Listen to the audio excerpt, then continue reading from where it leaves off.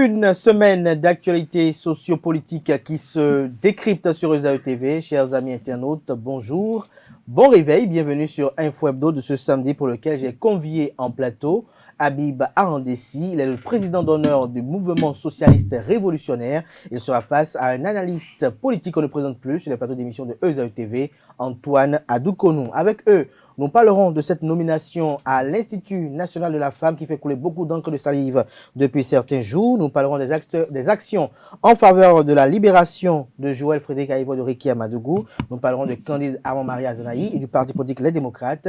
Les Démocrates qui ont sorti un communiqué dernier à son endroit. Nous en parlerons au cours du décryptage du jour. Sans plus tarder, on retrouve les invités. Mais avant, je vous invite à suivre cette pub de l'ESAE qui vous présente les filières disponibles et les réductions de scolarité pour la rentrée universitaire 2022-2023.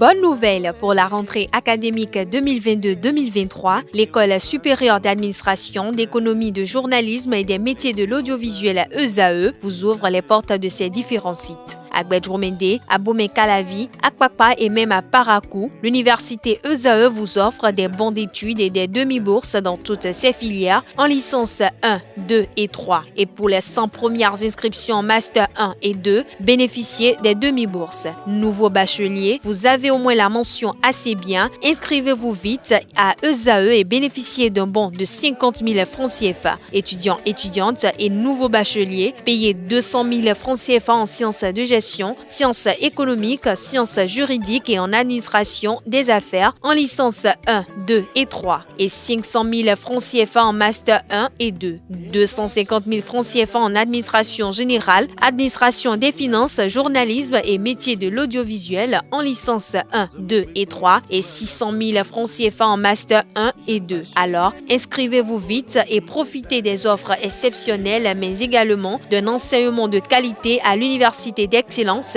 ESAE. Infoline 90 93 65 21 ou le 98 98 14 00.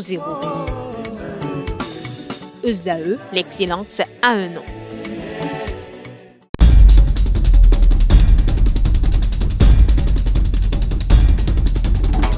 Le décryptage du jour, comme je l'annonçais à l'entendre de cette émission, Habib Arandessi, bonjour. Bonjour Kader, bonjour Monsieur Adoukonou. Merci d'être là, bonjour Adoukonou. Bonjour Kader. Antoine Adoukonou, merci d'être là une fois encore ce samedi, d'être à nos côtés. Voilà, j'y arrive enfin, merci. Merci, c'est pas facile vis-à-vis, voilà l'agenda. C'est vraiment un peu serré. Hein? Merci beaucoup, merci d'être là. Alors Habib Arandessi, une nomination à l'Institut national de la femme. Une femme qui est nommée à l'Institut national de la femme, quoi de plus normal, mais pourquoi ça jase de partout? Écoutez, je pense que ça fait une énième fois la nomination des expatriés dans nos secteurs vitaux. C'est pourquoi aujourd'hui on se dit, à un moment donné, nous allons remplir l'administration publique des étrangers. Vous comprenez un peu. Et cette fois-ci, c'est une blogueuse camerounaise. Vous savez, nous avons des figures de femmes qui font assez de lutte. Elles sont présentes partout, sur le terrain, sur les réseaux sociaux. Elles sont au front. Mais on a laissé toutes celles-là et on est allé chercher une blogueuse camerounaise. Alors, et j'ai fait non, écoutez, j'ai fait le tour de ces plateformes. Et honnêtement, je ne vois rien d'extraordinaire ou bien d'exceptionnel sur laquelle on pouvait baser pour expliquer sa nomination. Et quand je dis rien d'extraordinaire par rapport à ce que les Angela Kpedia et autres font au Bénin, je ne vois rien d'extraordinaire. Au contraire, je ne sais pas sur quelle base elle a été nommé dans cette institution ou bien dans cet institut de l'État. Mais je pense que nous avons assez de figures de lutte, assez de femmes qui se battent au quotidien pour que le droit, pour que les droits humains soient respectés. Parce que je ne suis pas d'accord avec cette histoire des droits des femmes. Des droits humains soient respectés.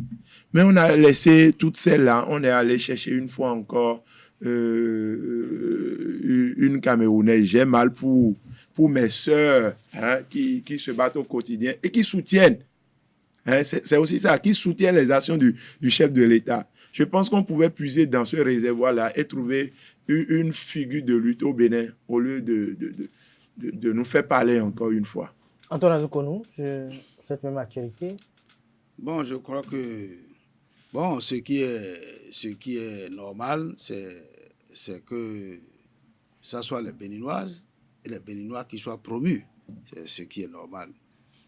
Cependant, il n'est pas aussi interdit que le Bénin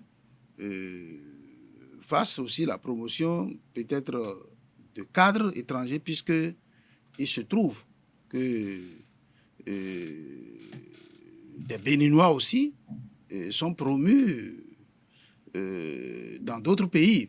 Donc, et on ne peut pas ériger la règle de dire qu'aucun expatrié ne serait promu au Bénin. Si on le dit, c'est qu'on ferme la voie également. Si la règle doit être appliquée de façon unanime à l'international, c'est qu'aucun Béninois ne sera également promu dans d'autres pays. Donc, en voyant la question sur ce pan, on peut dire qu'il peut arriver que d'autres cadres, d'autres personnes, d'autres pays soient promus. Mais l'idéal aurait été que le gouvernement fasse l'effort autant que faire se peut d'éviter de le répéter. Parce que des fois, ça stigmatise. Puisque on a beaucoup d'autres femmes qui, en la matière de défense des droits de la femme, sont connues. Et on espère quand même que ça soit dans ce lot que des promotions se fassent. Et c'est ça qui peut-être gêne beaucoup de gens. Vous voyez? Donc, le gouvernement, certainement, doit avoir ses raisons, ça je le présume. On aura l'occasion d'en savoir plus si le porte-parole du gouvernement est en face de la presse, si la question lui était posée. Il exposerait les motivations du gouvernement par rapport à cette nomination-là. Voilà. Alors, mais Habib Arand, ici, on a constaté que quelques semaines plus tôt, c'était le cas au niveau de l'ANIP, mais le nommé qui avait été décrié commence par être apprécié parce que les pas posés sont en cohérence avec les espérances latentes des uns des autres. Non, ne faisons pas ces genres de rapprochement. Même un Béninois à ce pot de responsabilité allait mieux faire. Pourquoi? Parce que lorsque vous êtes à un pot de responsabilité et qu'au sommet de l'État, vous êtes suivi, il y a une certaine rigueur. Vous ne pouvez que faire ce qui est normal. Lorsque la population crie qu'au niveau de l'ANIM, que ça n'allait pas, il suffit que le président de la République donne des instructions pour que tous les agents qui soient au niveau de l'ANIM corrigent leur comportement. Qu'est-ce qu'il y a d'extraordinaire? Pour réduire le coût des actes, au niveau de l'ANIM, il suffit qu'une décision soit prise. Qu'est-ce qu'il y a d'extraordinaire? Il n'y a rien d'extraordinaire. Ce n'est pas parce qu'un Rwandais est arrivé qu'on a quelque chose de nouveau. C'est un faux problème. Et c'est une manière, c'est de la communication. On sait que le Béninois est dans l'émotion. On sait que nous sommes émotionnels. Nous sommes dans l'émotion. On ne prend pas le temps de faire les analyses, de les faire profondément. Vous voyez, quand le monsieur est arrivé, on a commencé par... Nous tous sans exception. Il y a des gens qui l'ont dit publiquement, il y a d'autres qui l'ont pensé en leur fond intérieur que cette nomination n'est pas bien pour le peuple béninois. Mais pour calmer le jeu, on diminue le coût de tel ou tel acte. Pour dire, mais ouais, lorsque le Rwandais est arrivé, les choses ont commencé par changer. C'est de la communication. Rien d'extraordinaire. Mais est-ce qu'il y a un impact? Non, il n'y a pas d'impact. Il n'y a pas d'impact. Un Béninois à ce pot de responsabilité allait même plus... C'est-à-dire, ne dites pas que c'est un Rwandais arrivé, il y a eu d'impact. Non. Mais si on avait un Béninois, il y avait une certaine rigueur. Vous allez me dire que le régime de Patrice Talon n'est pas rigoureux. Non. Écoutez. C'est parce que nous avons parlé de Rwandais qu'aujourd'hui on dit mais il faut faire ceci, il faut faire ça pour calmer les prétentions. Non, écoutez, je reviens à cette nomination. Je voudrais que M. Azoukonou soit ouvert. Arrêtez de tourner autour du pot. C'est frustrant ce que nous voyons. Il n'y a aucun pays au monde où les secteurs vitaux du pays sont occupés par des Béninois. Aucun pays au monde. Aucun pays au monde. Je défie celui-là qui va me pointer du doigt. Un pays où la SBE, le port, ou encore près tous les secteurs vitaux du pays, il y a des étrangers à des postes stratégiques. Qu'est-ce que nous disons? Ce qui se passe aujourd'hui, c'est-à-dire tout Béninois ayant le sang du Bénin qui circule dans ses veines, non, écoutez, ne peut jamais soutenir cette histoire de collaboration avec des compétences extérieures. Et je vais vous donner un autre exemple. Lorsque vous voyez très souvent des compétences béninoises, c'est-à-dire des génies béninois promus dans un autre pays, sachez que nous avons tourné dos à ces génies. Très souvent. C'est que c'est des gens qui ont rencontré des difficultés au pays, dans leur propre pays, et qui sont promus dans un autre pays. Prenez l'exemple de M. Kakpochichi. Regardez comment il était obligé de quitter le Bénin. Mais aujourd'hui, vous voyez sa position. C'est pour dire quoi? C'est pour dire quoi, M. Kader? C'est pour dire que nous, nos cadres qui sont promus à l'extérieur, là, ne sont pas en réalité promus parce que nous, là, on leur a donné de la considération ou bien de la valeur. C'est parce que nous, on leur a tourné, nous, on leur a tourné dos. Mais nous, par contre, ce que nous faisons, on tourne dos à nos compétents d'ici. On va faire la cour à des compétents et encore des gens moins compétents que ce que nous avons au Bénin. C'est mon avis, c'est mon appréciation de citoyen. Quand vous voyez la dame, j'ai fait le tour.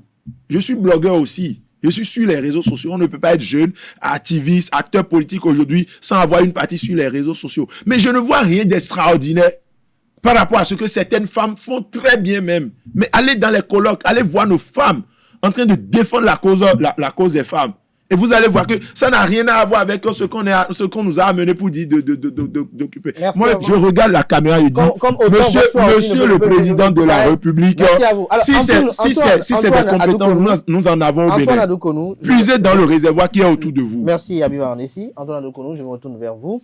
Alors, on parle de promotion de compétences. Nous avons eu, dans l'histoire, des Béninois qui ont occupé des rangs de ministres même dans d'autres pays. Alors est-ce que nous allons estimer que parce que nous avons un étranger ou quelqu'un d'une nationalité étrangère qui soit nommé, encore que le Bénin est un pays hospitalier, il y a des gens qui vivent au Bénin avec d'autres nationalités qui, avec le temps, deviennent béninois. Encore que cette dame qui est nommée aurait eu un époux béninois et donc aurait été mariée à un béninois par le passé. Ce que j'ai dit, je le répète, il ne faut pas que M. Arnessi travestit ce que j'ai dit. J'ai dit, nous sommes aujourd'hui dans un monde global. Et nous sommes sur une télévision web. On est écouté dans le monde. Si on nomme un étranger au Bénin, ne faisons pas les critiques au point où les autres pays du monde vont se dire que si ce n'est ainsi, je ne nommerai pas de Béninois. Puisque les Béninois démontrent, urbi orbi, que aucun étranger ne saurait être nommé dans leur pays. Et donc, par voie de réciprocité, nous allons couper la chance à d'autres Béninois qui peut-être peuvent être promis dans d'autres pays. C'est pourquoi j'ai dit, en faisant le débat. Mais quand on a nommé M. Adoukonou, quand on a nommé au port, quand on a nommé à la SBE, on a nommé à des on peut parler des directeurs généraux et autres. Je crois que le rang de ministre est plus élevé qu'un directeur général. Vous êtes obligé d'aller chercher, c'est ce qui explique ma position. Vous êtes obligé d'aller chercher des cas isolés. C'est des cas isolés. Regardez l'exemple du Bénin, s'il vous plaît. Dans quel pays au monde vous avez déjà vu des Béninois occuper ces postes stratégiques et près dans tous les secteurs? Est-ce que vous avez fait le constat que autour des années bien avant 2010, il y avait beaucoup de Béninois qui étaient quand même nommés? Non, j'ai dit, donnez-moi des exemples de pays où les secteurs vitaux du pays sont occupés par des étrangers. Je ne suis pas face à vous. Non. Oui. Vous n'aurez pas ces exemples-là à donner. Ce qui est sûr. Si je demande à Habib, est-ce on part du principe que le Bénin ne doit jamais nommer un expertise. Personne ne le dit. Donc, Personne ne le dit ici. Si vous ne le dites pas, Oui. écoute, si Oui. vous ne le dites pas, ça veut dire que vous me rejoignez. J'ai dit... Je ne vous rejoins pas. Je ne vous Puisque rejoins pas. après, j'ai dit, sur le principe, on doit faire en sorte que la réciprocité existe. Maintenant, j'ai dit, malgré cela, le gouvernement doit faire l'effort autant que faire se peut de le répéter. J'ai été clair. Hein? Ça veut dire que je vous rejoins pour dire que ce n'est pas pour autant que il faut en faire tout le temps. Mais il peut arriver. Là où vous êtes, monsieur Habib, vous ne pouvez pas me dire que si vous êtes chef d'État aujourd'hui, que vous n'allez jamais nommer aucun étranger. Mais le débat n'est pas à ce niveau. Mais le débat aujourd'hui, c'est ce qui nous frappe, et ce qui frappe tous les citoyens béninois, c'est qu'aujourd'hui, à un moment donné, tel que les choses évoluent dans notre pays, tel que les choses sont faites dans notre pays, ne soyez pas étonnés que 50% des ministres de la République soient des étrangers. Il n'y en a pas encore un seul. Non, mais ne soyez pas étonnés. Il n'y a pas de député étranger. Nous, on ne fait pas une analyse seulement pour le présent. On fait aussi une analyse pour le futur. C'est-à-dire, sous quel régime vous avez déjà vu des étrangers aussi promus à des... Et non, c'est des postes vraiment clés du pays. Est-ce que vous êtes conscient qu'il y a également des Béninois, puisque vous parlez du Cameroun par exemple, des Béninois qui sont au Cameroun, des Béninois qui sont dans les structures étatiques à des postes névralgiques. Est-ce que vous êtes conscient de cela? Non, mais écoutez, parce que votre inquiétude, ne stigmatisons pas. Écoutez, non, vous n'allez pas me traîner, vous n'allez pas me drainer, s'il vous plaît, vous n'allez pas me drainer sur ce terrain. Vous n'allez pas me drainer sur ce terrain parce que vous savez exactement ce que je dis. Vous pouvez faire semblant de ne pas comprendre ce que je dis, mais vous savez exactement. Sauf que vous refusez de le dire avec clarté comme moi je le fais. Aujourd'hui, j'ai remarqué, tout le monde remarque avec amertume que le réservoir, nous on ne parle pas de nous. Moi je suis un opposant politique au régime de Patrice Talon. Et je l'assume. Donc, que Talon quitte, que le président de la République quitte son réservoir pour venir me nommer à un poste de responsabilité, c'est compliqué. On fera un débat encore autour, on dira, mais quand même autour de lui. Moi je parle même autour de lui. Des gens qui sont exceptionnels, qui font un travail formidable sur le terrain, mais qui traînent dans les rues. Et puis, un matin, ils entendent, on a nommé tel. Et quand ces personnes-là regardent le profil de celui qu'on a nommé, ils estiment que, mais quand même, le président de la République pouvait faire son choix sur eux. Mais pourquoi il ne le fait pas? Et on a fait voter. La particularité ici, et qui est un danger qui nous gagne, c'est qu'il y a une loi votée pour des collaborateurs extérieurs.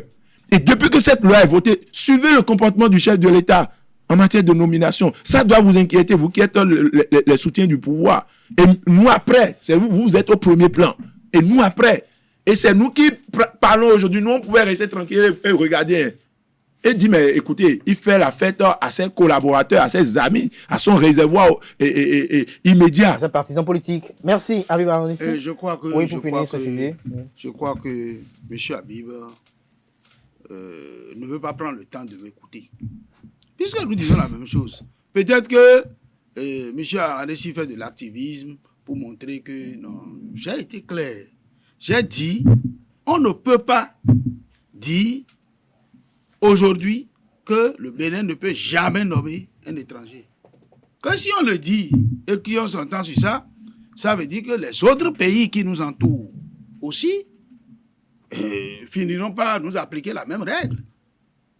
Et donc, nommer un étranger sur le principe n'est pas un problème.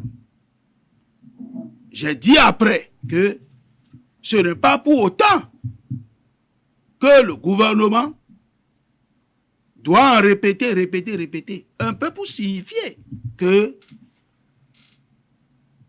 c'est quand vraiment sur le profil on a vraiment soutenu que le gouvernement peut faire recours à des compétences extérieures. C'est ce que la loi dit.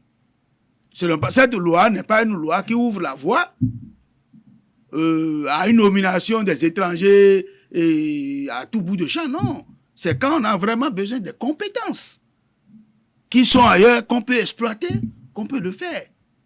Et donc, je n'ai jamais dit que, moi-même, vous avez donné l'exemple, nous-mêmes, nous sommes de la mouvance présidentielle. Et si parmi nous, il y a des compétences qui sont laissées et qu'on est allé choisir une autre compétence, on ne serait pas d'accord. Ça, c'est naturel, ça, c'est humain.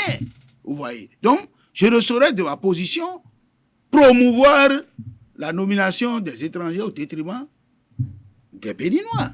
Cependant, je nuance, je ne veux pas faire de l'activisme. Je nuance pour dire qu'il peut arriver que le chef de l'État, compte tenu d'un certain nombre de critères, de paramètres, peut aller sur ce terrain, mais que ça ne doit pas être la règle. Autrement, vous faites une analyse hors contexte. La règle. Non, ça peut arriver. Merci, Ici, on n'est pas dans le cas de ça peut arriver. Ici, nous sommes dans le cas où c'est répétitif et vous devez le dire clairement. J'ai dit que ce n'est pas pour autant qu'il faut répéter. Politique au régime du président J'ai dit que ce n'est pas pour autant qu'il faut répéter. Des actions au sein de l'opposition sont menées en faveur de l'obtention, pour l'obtention de la libération de Réki Amadougou et de Joël Frédéric Aïvo. Vous êtes jeune acteur politique, mais est-ce que vous ne sentez pas que les jeunes, comme les Thibaut Ogou et d'autres, sont délaissés? Non, ne voyez pas les choses, ne faites pas ce genre d'analyse, ne dites pas des choses comme ça parce que... On a comme l'impression que la fronde n'est plus... Ne dites pas des choses comme ça. Non, c'est pas qu'on dit, on constate parce que on vous interroge sur la question. Oui, dans toute situation, il y a toujours des fixations. On fait des fixations sur des leaders. Si nous sommes 10 ici et que Habib Arandessi est dans le lot et que ceux qui sont avec moi n'ont pas la notoriété que j'ai, c'est normal qu'on fasse une fixation sur ma personne. Donc, c'est normal. Et bon, néanmoins, il faut toujours rappeler qu'en dehors de Réki Amadougou, qu'en dehors de Joël Aïvo, qu'il y a les Thibaut Ogou et autres qui sont toujours en prison et qui croupissent dans nos prisons. Alors, donc, je ne voudrais pas qu'on essaye de créer ce sentiment, hein, ou bien qu'on essaye de créer une frustration, hein, au sein des détenus politiques. Pas du tout. Je ne voudrais pas qu'on aille sur ce terrain. Alors, l'action des démocrates, je pense que ça n'étonne pas. Ça n'étonne personne. Mais moi, je pensais que le chef de l'État allait agir un peu plus tôt. Parce qu'aujourd'hui, il a tout l'arsenal possible pour libérer, hein, ces personnalités du pays. Comme je le dis toujours, ça ne l'arrange pas. Ce n'est pas agréable pour lui-même en tant que chef du gouvernement, toutes les qualifications que vous connaissez. Hein. Ce n'est pas agréable pour lui, pour sa personne. L'homme Patrice Talon qu'on connaît là, ce n'est pas agréable pour lui que des gens comme les Joël Aïvo, les Réki Amadougou séjournent encore dans nos... C'est-à-dire continuent de croupir dans nos prisons. Et chaque fois quand ils sont, on le lui dit, on dit, mais écoute, dans ton pays, il y a telle personne. Donc ce n'est pas agréable. Et pour montrer aux Béninois, une fois encore qu'il est un grand homme, moi je suis optimiste. Hein. Je pense qu'il doit prendre une décision pour libérer tout cela. Et il va gagner. Il va gagner en matière d'estime, il va gagner en politique, il va gagner en tout. Nous, on ne veut même pas tirer profit de cette libération forcément. Moi, je suis de l'opposition et je dis, moi, personnellement, et comme beaucoup d'autres, hein, quand je les écoute, je les entends parler, nous, on ne veut pas tirer un profit politique de cette libération. C'est-à-dire, on peut même demander aux démocrates de ne même pas faire des actions et que le chef de l'État lui-même tire tout le profit politique. Ce qui est important pour nous, c'est que ces personnalités du pays, hein, retrouvent leur petite famille. Et vous allez remarquer que grâce à eux, vous êtes aujourd'hui au parfum des conditions de vie en milieu carcéral. Vous avez compris qu'aujourd'hui, les prisons en République du Bénin ne répondent à aucune norme en matière de détention, à aucune norme en matière de vie en milieu carcéral. Grâce à ces deux-là, Vous n'avez pas idée de ce qui se passe dans nos prisons. Et ça nous interpelle. Ça c'est-à-dire, nous tous, hein, parce que la prison, c'est comme un accident de circulation. Vous ne voulez pas, mais à tout moment, tout le monde peut se retrouver en prison. Même l'homme le plus intègre au monde peut se retrouver en prison. Il y a des choses qui arrivent. Ce n'est pas forcément ceux qui sont coupables comme ça qui sont en prison. Il y a des choses qui nous arrivent dans... Oui, il y a des circonstances. Une femme peut venir chez toi à la maison et, étant biologique, peut rendre l'âme dans ta chambre. On touche du doigt, on touche le bois, comme on le dit en fond. Mais là, c'est une vie de coupe. Oui, mais bon, c'est une manière de parler. Donc, mais quand ça arrive, vous vous retrouvez en prison. Et imaginez, vous ne pouvez pas savoir le nombre de personnes qui meurent dans nos prisons pour des conditions exécrables de vie. Donc aujourd'hui, je pense qu'il faut non seulement libérer ces personnes, ces Béninois en prison, hein, mais il faut également revoir les conditions de détention. La prison, certes, n'est pas un hôtel 5 étoiles, mais également, ce n'est pas un mouroir. Merci, Abiy Ndessi. Je reviens dans un instant. Alors, Antoine Anoukonou, quelle est alors votre appréciation de l'implication des deux anciens chefs d'État, Thomas Bouniaï et Nicéphore Dedon Sogo, dans cette volonté irrésistible de voir Joël Aïvo et Eric Ouagadougou libérés? Bon, je crois d'abord que sur la démarche du Parti Les Démocrates, sur le comportement des anciens chefs d'État, pour voir aboutir la libération des détenus, des détenus politiques, je suis au conditionnel, puisque les chefs d'inculpation ne parlent pas de détenus politiques. Ma démarche me paraît un peu bancale. Parce Votre démarche ou leur démarche? Leur démarche me paraît un peu bancale parce que il ne faut pas vouloir une chose et son contraire. Il ne faut pas que nos lèvres prônent la paix et que nos comportements appellent à la guerre. Que dis-je? Il ne faudrait pas que nous parlions de la libération de Rikia Madougou, de Joël Aïvo et consorts, et que les comportements que nous observons soient de nature à ne pas permettre d'y arriver.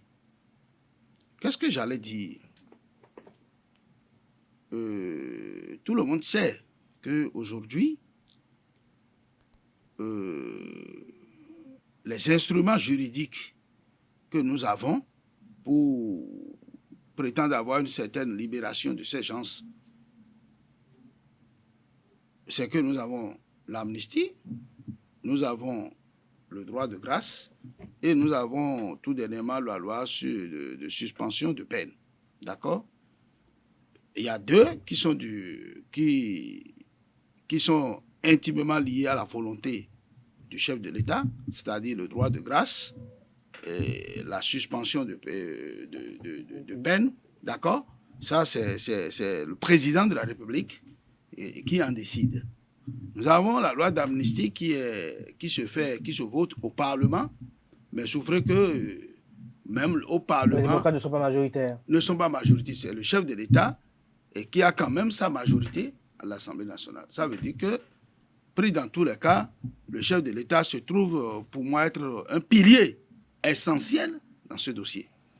Si tel est le cas, je crois que crier sur les forums ou bien faire de l'activisme tel que les anciens présidents le font là, pour moi, n'est pas une solution. La solution, c'est de travailler dans le cadre des anciens chefs d'État et d'arriver à convaincre, à parler avec le président Talon sur cette question. Mais vous avez suivi l'ancien Nicéphore Dedon Sogo qui dit que le président Patrice Talon ne voudrait pas, qu'il aurait appelé... Bon, il a démenti après, pour dire que c'est une intox, que cette information n'est pas vérifiée. Le président Sogo même l'a démenti après. D'accord? Donc, non, même si je suppose que c'est le cas, je ne sais pas comment, puisque le président Talon, bon, il est un humain. Et je sais que s'il a reçu le président Yahi Boni au palais, personne ne s'y attendait. Ça veut dire que peut-être, dans la démarche, dans les intérêts, ils se sont compris. Donc, il faut que la même démarche soit faite pour qu'il y ait un consensus autour de la question. Pour que, si c'est amnistie, il faut, une fois la loi arrivée à l'Assemblée nationale, puisse avoir la majorité requise pour voter. Si 28 contre 81 et que rien n'est fait, bon, je présume, hein, puisque nous, on a la conférence de presse a surpris plus d'un. On n'avait pas eu par le passé d'autres démarches allant dans ce sens. Donc, j'ai l'impression que je ne voudrais pas m'associer aux idées de candidat Sanaï, mais je ne resterai pas loin. J'ai l'impression que dans ce dossier-là, on veut exploiter la position de ces personnes pour faire sa propre promotion politique. C'est ce que j'ai compris, parce que si on n'a fait aucun travail, et on sait qu'on est 28, et qu'on envoie 28 à l'Assemblée nationale, et que les choses restent en l'état, la loi ne passera pas. Donc, on aura peut-être à justifier devant le peuple, ou bien les électeurs, pour dire, bon, on a promis, on a envoyé la loi, on l'a initié, mais ce n'est plus de notre fait que les gens ne sont pas sortis, tout en sachant que, comme ils sont là-bas, on est libre soi-même de faire sa promotion politique. Je ne voudrais pas que les choses soient ainsi, puisque tel que ça s'est fait là, et ça manque de finesse, et ça me fait dire que est-ce qu'il y a une volonté réelle de la part des démocrates de voir effectivement ces gens être libérés, ou bien on veut surfer sur leur position pour se donner un aura. Dites-moi. Oui. Si vous étiez membre, militant des démocrates, ou bien si vous étiez député, et que vous initiez une loi sur l'amnistie pour faire libérer des militants de l'opposition, vous n'allez pas faire une conférence de presse pour le faire savoir au monde entier, au peuple béninois? C'est des béabas du militantisme. Je dis que c'est la dernière. Non, c'est la dernière étape. Ça ne saurait être la première étape. Vous ne savez pas toutes les démarches que les gens sont en train de mener. Bon, c'est ça, je dis. Voilà. Je dis que c'est sous réserve. Des fois, quand vous parlez, sous réserve, je me dis, est-ce que nous sommes tous des militants? D'abord, vous parlez d'activisme et tout comme ça. C'est le militantisme même en soi, ça. Il y a des étapes, il y a des biabas qu'on nous a appris en militantisme. Quand vous militez dans un parti politique, dans un mouvement politique, dans une association, dans une ONG, c'est des biabas. Et nous, là, nous sommes tellement dedans que cela ne doit pas nous étonner. On ne devait même pas en faire un débat. C'est ceux qui ne sont pas militants, ceux qui n'ont pas fait la vie associative, qui ne savent pas les canaux de communication, tout ce qu'un activiste peut faire. C'est ceux-là qui peuvent parler ainsi. Et je pense que vous êtes passé à côté. Parce que vous savez, si vous étiez là, vous allez faire pareil. C'est systématique. Je dis que ce serait la dernière étape. Alors, moi, je ne vois pas encore ce que les anciens chefs d'État font de mauvais ou bien de mal. Dans ce pays, Yahya a été reçu au palais par le président Patrice Talon. Et suite à ça, il a fait une petite communication de quelques lignes. Et depuis cette rencontre, qu'est-ce qui a bougé? C'était une démarche allant dans le sens de la libération de ces personnalités du pays. Qu'est-ce qui a changé? Qu'est-ce qui a bougé? Donc, ne dites pas, quand même, vous êtes acteur, vous êtes observateur, vous êtes non seulement acteur, vous êtes non seulement observateur, mais vous êtes également acteur. Il y a en réalité, c'est-à-dire, il y a une question de volonté. Et vous l'avez dit. Et lorsque j'ai pris la parole tout à l'heure, je disais, nous ne cherchons même pas à tirer profit. Je demande à nos aînés de l'opposition, ne cherchons même pas à tirer profit de cette libération. On n'en a pas besoin. Honnêtement. que le chef de l'État utilise, il peut même utiliser ça comme pièce, comme monnaie de chantage ou bien d'échange, je ne sais pas. Mais que ces personnalités sortent. Parce qu'une fois au dehors, c'est bon pour lui même en tant que chef d'État. Et quand la loi a été votée la fois dernière, je me disais que le chef de l'État, certainement, cherche l'arsenal nécessaire pour libérer. Mais depuis, une journée en prison, ce n'est pas la joie. Ici, une journée en prison. Donc, vous avez été également en prison. Oui. En son temps, oui. Par la grâce et la volonté divine, vous êtes aujourd'hui à nos côtés. On ne vous souhaite plus d'y retourner. La prison n'est pas quelque chose qu'on souhaite à qui que ce soit. Mais une frange de l'opinion note quand même une fixation exclusive sur ces deux personnes-là. Vous l'avez dit tout à l'heure qu'il faut des leaders. Mais on pense que dans les propos, on peut tout au moins rappeler encore les autres qui sont en prison et qui étaient en prison. Dans les propos, moi, je ne vous laisserai pas créer cette frustration. Parce que ces gens de discours créent très souvent de la frustration. Non seulement au niveau des deux. Écoutez-moi. Écoutez-moi. On a comme l'impression que dès que Patrice Talon va libérer Joël Frédéric Aïvo et Eric Madougou, c'est la fin. Non. C'est peut-être ce que vous ne comprenez pas. Non, mais c'est ce que vous dites. Ne peut pas libérer Eric Madougou, Joël Aïvo sans libérer les autres. Parce que c'est tout un dossier. Ce n'est pas possible. Il y avait des gens qui étaient en prison avant. Non, c'est tout un dossier. C'est tout un dossier. C'est tout un dossier. Et ceux qui étaient depuis 2019? Alors, non. Vous savez, il y a cas par cas. Et à tout moment, écoutez-moi, à tout moment, lors des rencontres et autres, c'est toujours précisé. Peut-être que c'est normal, votre raisonnement. Vous n'êtes pas là. Vous n'êtes pas là. Donc, c'est normal, votre raisonnement. Alors, qu'est-ce que je veux dire par là? Naturellement, il y aura une fixation sur ces deux personnalités. Naturellement. Dans tout pays au monde, lorsqu'il y a une figure dedans, c'est normal qu'il y ait une fixation sur cette figure, même si derrière cette figure... Regardez comme Sonko, regardez le cas... Écoutez, prenons un cas... Ne voyez-vous pas que les acteurs politiques, quand même... Attendez, prenons un cas à côté. Sonko. Prenons un autre cas, Kémy Séba. Quand Kémy Séba est arrêté, mais il n'est pas arrêté très souvent seul. C'est avec tout son staff, toute l'équipe d'urgence panafricaniste. Sonko, il n'est pas souvent arrêté seul. Mais vous avez l'impression que c'est le seul arrêté. Parce que c'est la figure, c'est-à-dire c'est le leader du groupe. Il y a forcément une fixation sur cette personne. Alors, moi, j'ai été enfermé dans ce pays en cellule à la prison civile de Cotonou. Il y avait comme moi, dans une petite cellule comme ça, il y avait comme moi au moins 5-6 personnes. Est-ce que vous avez entendu parler des autres? Mais non, c'est comme ça. On vous comprend si bien, mais on a comme l'impression qu'il y a une sorte d'injustice sociale dans cette affaire, parce que lorsque ce sont les acteurs politiques qui sont pris, on estime que, la démocratie est piétinée, il faut une loi d'amnistie, il faut beaucoup de choses. Alors que depuis un certain temps, par exemple, il y a des gens qui ont fait des erreurs de choix, qui se retrouvent en prison, et qui espèrent aussi une clémence pour qu'ils puissent quand même avoir une réintégration sociale sur une nouvelle base, mais qui ne juge de rien. Alors, écoutez,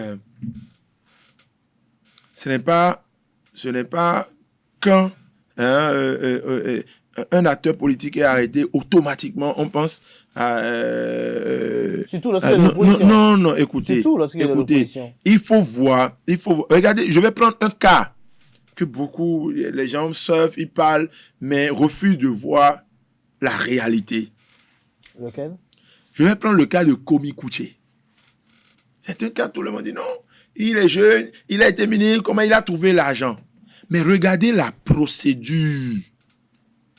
Quand vous suivez la procédure, vous allez constater que rien n'est respecté. Rien du tout. En matière de procédure pénale, les béabas même du droit qu'on apprend à l'université entre les 4 murs là, rien n'est respecté. Mais vous voulez qu'on laisse tout ce qui est fait. Vous sentez de l'acharnement. Vous sentez de l'acharnement. Et quand ça sent de l'acharnement, c'est tout à fait normal qu'on ramène le débat sur le plan politique.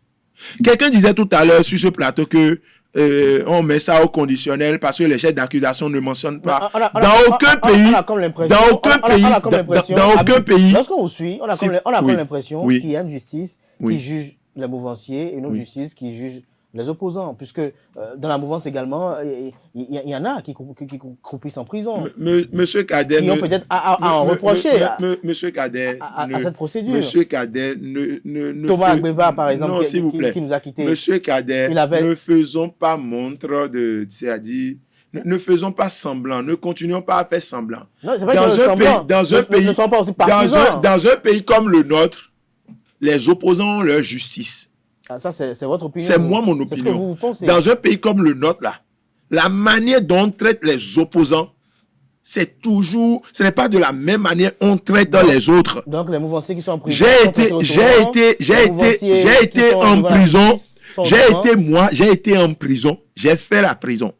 Et je sais par exemple qu'en prison, des détenus de droit commun peuvent se retrouver, parler, discuter entre eux. Mais nous là, il suffit que deux détenus politiques se rencontrent pour parler et qu'on commence par vous traquer. Comment vous expliquez ça? Merci. Comment on peut expliquer le fait qu'on garde pendant 16 mois des femmes arrêtées? C'est-à-dire que c'est des gens qui sont arrêtés dans un cadre politique pour des faits politiques. Vous ne pouvez pas refuser que ces gens-là sont des détenus politiques. Donc, comment on peut expliquer, par exemple, M. Kader, qu'on enferme des détenus politiques femmes pendant 16 mois dans un bâtiment et qu'elles ne sortent que pour faire leurs besoins, alors qu'au même moment, les autres peuvent circuler dans la cour de la prison? Pourquoi? Sur la cour de la prison, pourquoi? Donc, vous ne sentez pas qu'il y a une discrimination, il y a une justice à part, il y a une manière de traiter les opposants politiques à part, des gens qui sont arrêtés dans des faits politiques à part, et il y a une autre manière pour traiter les gens de droit comme ceux qui ont volé, ceux qui ont tué. Vous ne voyez pas? Mais vous ne pouvez pas nous refuser le droit de dénoncer ces gens d'actes. Ce n'est pas possible. Antoine Adoukonou, vous êtes stupéfait? Non, je ne suis pas stupéfait. Mais il manque d'arguments, c'est tout. Comment je manque d'arguments? Donc, il est obligé de... Comment il manque d'arguments? Non, mais quelque part, il a raison, on ne sent pas sur la Oui, terre. voilà. J'ai l'impression que Habib a cette manie de vouloir toujours imposer son point de vue. Mais c'est le débat. Puisque le débat que nous faisons, oui. C'est pourquoi j'ai dit, on n'est pas en train de faire de l'activisme. Ouais. Moi, je fais un raisonnement. Vous êtes un activiste. Hein? Je fais un raisonnement. Vous êtes un activiste. À ma foi, qui est Monsieur Antoine, est-ce que vous êtes un activiste? Vous êtes un activiste. On n'a qu'à l'écouter. Je fais un raisonnement, à ma foi, qui est pédagogique. Vous êtes 28. Les autres sont 81. Et on sait qu'à faire 28, on ne peut pas voter la loi. Et je dis, toute proportion gardée, que si des démarches n'ont pas été faites. Mais est-ce que pour vous, Antoine Adoukonou, oui, puisque ça, vous l'avez dit tout à l'heure, on va progresser dans le débat, il y a également un autre sujet qui nous attend, le temps est en train de passer. Est-ce que pour vous, il y a une justice pour les uns et une autre pour les autres? Je le saurais le dire. Je le saurais le dire. Est-ce que vous l'avez constaté? Est-ce que vous avez constaté que la question, je le saurais le dire parce que... On est plus dur avec les opposants, avec les mouvanciers. Ce que je vais vous dire, c'est ceci. Je le saurais le dire parce que l'indépendance de la justice, elle n'est que dans les tests. C'est chaque magistrat qui se donne son indépendance. Vous comprenez? L'indépendance de la justice n'est que dans les tests. C'est chaque magistrat qui se donne son indépendance. Et donc, quand on va rentrer sur ce terrain-là, je ne peux pas spéculer pour dire que oui, c'est quand c'est le mouvancier, c'est quand c'est le... Non. On a donné l'indépendance aux juges. Quel est votre constat? D'accord. Il y a ce qui est, ce qui doit être, et il y a ce qui est. Ce constat de dire que, dans les faits, on constate que la justice n'est pas indépendante, c'est quelque chose qui se dit partout. Vous n'êtes pas le premier à le dire. Donc, vous l'avez constaté aussi. C'est votre constat aussi. J'ai constaté, ce n'est pas moi seul. J'ai dit que tout le monde en parle dans le monde. Ce n'est pas au Bénin seul. D'accord. La justice est indépendante du point de vue des pouvoirs, des prérogatives de la séparation des pouvoirs qu'on lui a donnés. Un magistrat du siège n'a aucune contrainte d'exercer son ministère. Mais il revient au magistrat. C'est ce qui doit être. Habib, oui, c'est ça que je dis. Voilà, et ce qui est. Habib, permettez au moins à Antoine Adoukonou. Non, mais c'est... C'est pourquoi je dis que quand tu dis que... J'apporte de l'eau au moulin de M. Adoukonou. Je dis, le juge, le magistrat n'est soumis qu'à l'autorité de la loi. Oui ou non? C'est ça les tests disent. Maintenant, il revient au magistrat de le concevoir et d'exercer son ministère en tant que tel. Merci. En tant que tel. Merci. Ce que Habib dit là, il le dit. Mais si on le dit, vient justifier, il ne pourra pas justifier. Puisque le magistrat va dire, j'ai exercé en toute indépendance ma profession. Oui, justement. Donc, c'est faire ça, des conseils, c'est pas un problème. C'est ça, nous tous, c'est ça le citoyen. C'est ça le citoyen. Vous savez, le citoyen, au vu des faits, au vu de ses constats, peut donner son avis. Vous avez parlé tout à l'heure. C'est ça, c'est l'avis de citoyen. Thomas Agbeva, qui est un membre de la mouvance présidentielle et qui est allé en prison jusqu'à y perdre sa vie. Oui. Mais je ne vois pas M. Akhanechi me dire que c'est parce que ces droits n'ont pas été respectés. Le seul qui a parlé. Attendez, le seul qui a parlé sur ce plateau. Le seul qui a parlé sur ce plateau des conditions de vie en prison. Écoutez, le seul. Il aurait été un opposant. Alors, prenons l'exemple d'un monsieur. Prenons l'exemple d'un monsieur comme Toboula Modeste, qui en réalité n'a pas fait la prison et qui a reçu les grades, bonne conduite, tout ça là. Et le cas de quelqu'un comme Laurent Métoyon, qui a fait 5 ans en prison. Et prenons ce cas. Oui, Agbeva, vous dites que je n'ai pas parlé de ses conditions de vie et autres. Et je suis d'accord avec vous. Je n'ai pas fait une fixation sur Agbeva. Alors, venons, comparons la détention de M. Modeste Toboula et la détention de Laurent Métoyon. Je suis le seul sur ce plateau à parler des conditions de vie. Et j'ai dit des gens meurent au quotidien en prison. Et que c'est au-delà de nos personnels. C'est au-delà de l'opposition et de la mouvance.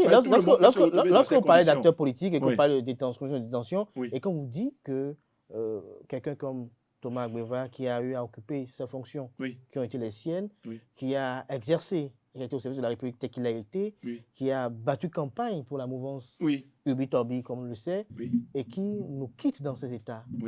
Pour vous, il y a toujours un peu de questions de s'inquiéter. Pour vous, on peut comparer ce qui lui est arrivé à lui, à d'autres? À d'autres, à plein d'autres.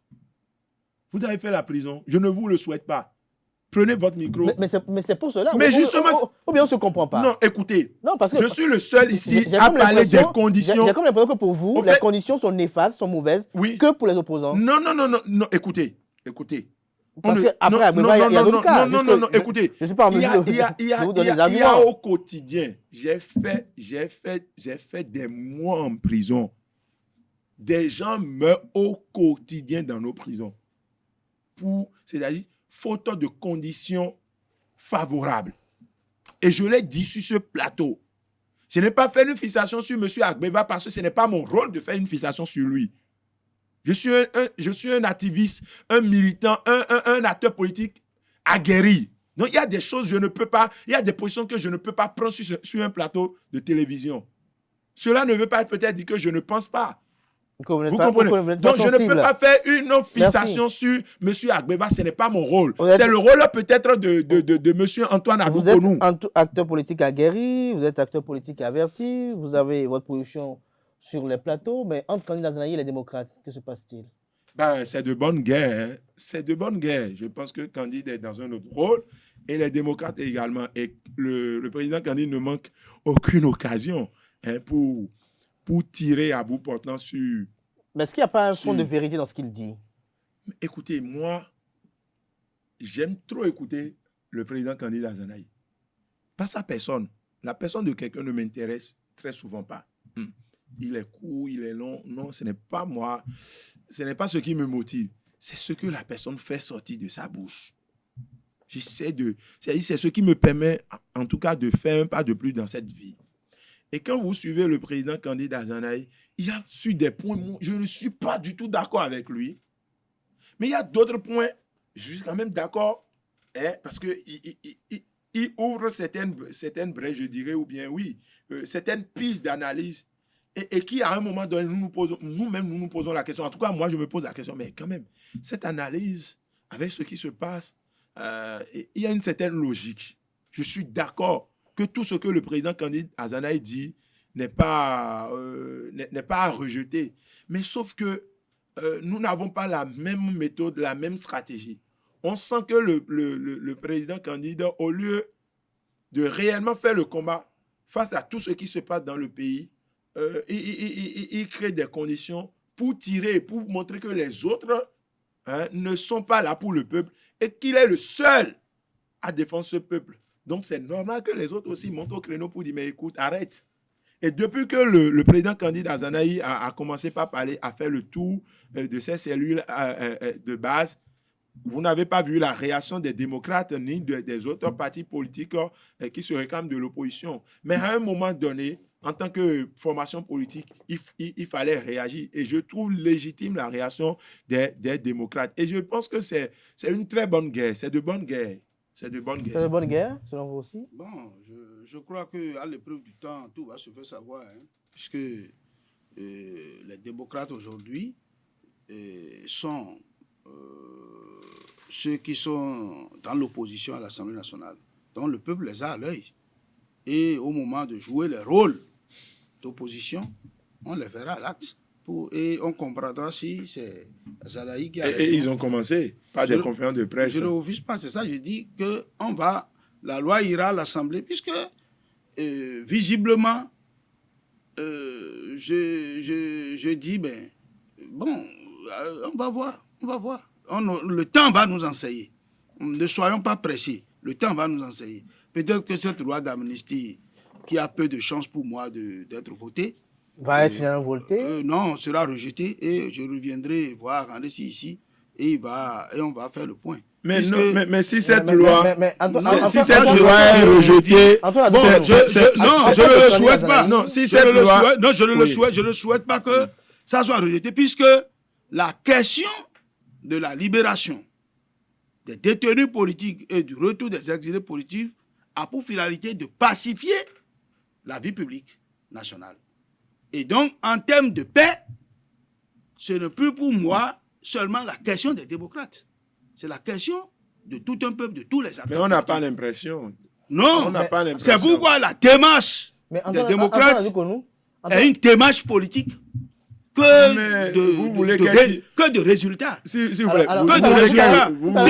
Si je suppose que... Nous sommes dans un contexte politique. Si je suppose que c'est sous réserve que certainement des démarches ont été faites peut-être avant la conférence ou bien continuent d'être faites après la conférence, que peut-être je vais dire que mon hypothèse ne sera pas vérifiée. Sinon, si c'est de façon mécanique, écoutez, on envoie la loi à l'Assemblée. On n'a pas l'impression que cette question soit d'intérêt national pour vous. Pourquoi vous dites que c'est... Qui est-ce qui ne veut pas la paix pour le pays? Candide Azanaï, généralement, dans son opposition, sa résistance, pour être plus clair avec ces mots utilisés, dans sa résistance, critique généralement la démarche politique de les démocrates. Mais c'est ça, je suis de son avis. La démarche de cet aspect, par exemple, de toutes les formations politiques.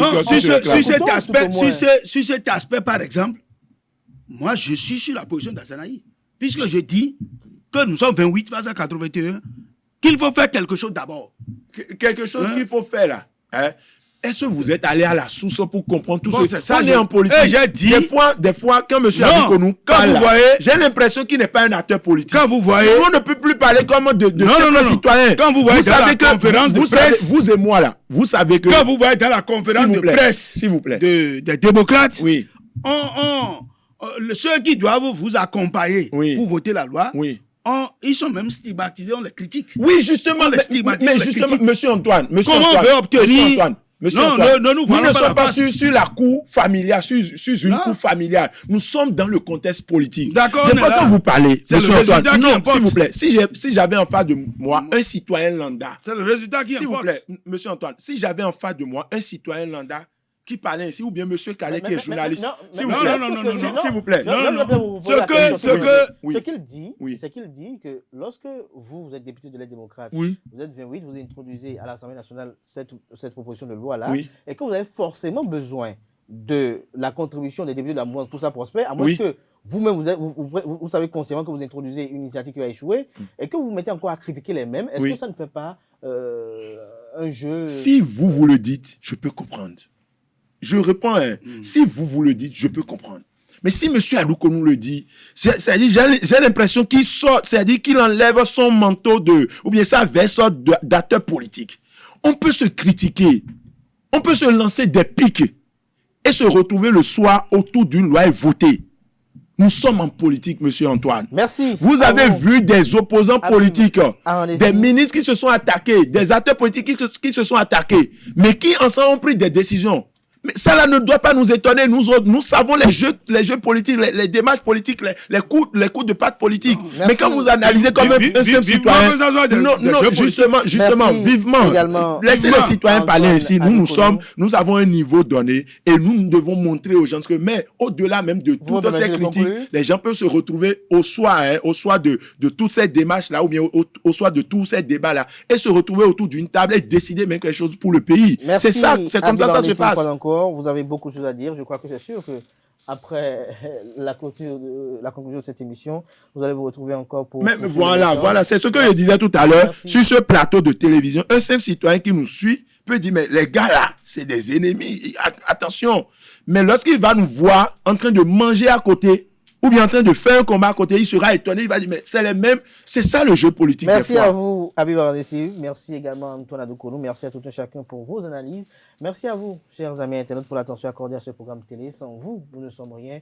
C'est grâce à vous, grâce à vos commentaires, grâce à votre suivi et à votre visualisation de nos contenus que nous continuons de vous réaliser cette émission. Merci une fois encore, portez-vous bien. On se retrouve demain, dimanche de Pâques, pour l'inviter. Portez-vous bien et belle suite de programme sur ESAE TV.